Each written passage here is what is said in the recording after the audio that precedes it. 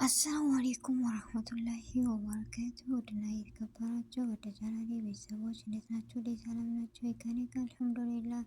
እንዲሁም ክርስቲያናት ወንድሞቼ ሰላም ብያለሁ። በያለንበት የዓለም ዳርቻ ሁላችንም ሰላማችን ይብዛ። አላህ ሀገራችንን ሰላሟን አንድነቷን ይመልስልን። ሁላችሁም በዱዓ በጸሎትን በርታ። ውድ ቤተሰቦቼ ለቤት አዲስ የሆናችሁ ደግሞ ሰብስክራይብ ማድረጋችሁ እንዳትረሱ። እንደውም ነባር ቤተሰቦቼ ሁላችሁንም ከልብ አመሰግናለሁ። ዛሬ ምንግን ብርታታችሁ ኃይሌ ነው የሚለው ውድ ቤተሰቦቼ እና ሀገር ሰላም ሲሆን ነው እና ሁሉም ነገር ሰላም የሚሆንልን። ሀገራችን ሰላም ትሆንልን። ሁላችንም በዱዓ እንበርታ።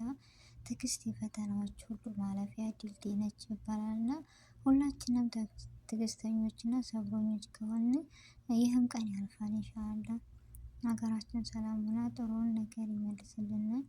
እንዳልኳችሁ ሁላችንም በዱዓ አንረሳሳ ውድ ቤተሰቦች እና ትዕግስት የፈተናዎች ሁሉ ማለፊያ ድልድይ ነች። ታጋሽ በመታገስሽ የምታገኙ ምንዳ ትልቅ ነው ይላልና ሀገራችን ያለችበት ሁኔታ አሁን ላይ እንደዚህ ነው።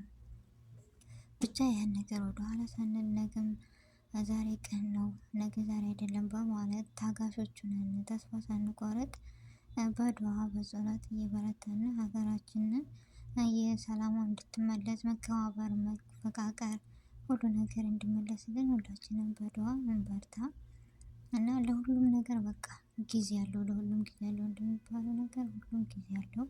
ብቻ ለኛ የሚያስፈልገው ትዕግስተኞች ወይም ሰብረኞች መሆንን ያስፈልገን ወይም ግዴታ ይለናል ነው ውድ ቤተሰቦቼ።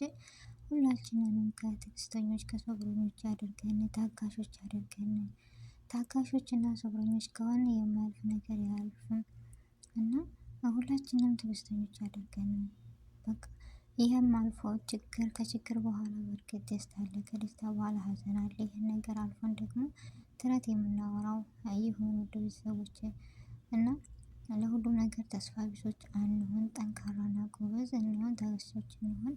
ሀገራችንን የሚያስፈልጋት ዱዓ ነውና ዱዓ እያደረግን በትዕግስት በተስፋ እንጠብቃለን። ደግሞ እንደዚህ ሆና ሳትቀጥል ማንነቷን አንድነቷን መከባበርን ይመልስልን ነው የምለው ውድ ቤተሰቦቼ እና ይህን ቪዲዮ ትወዱታላችሁ ብዬ ተስፋ አለኝ። እስከ መጨረሻው ተከታተሉ። አሰላሙ አሌይኩም ወረህመቱላሂ ወበረካቱሁ።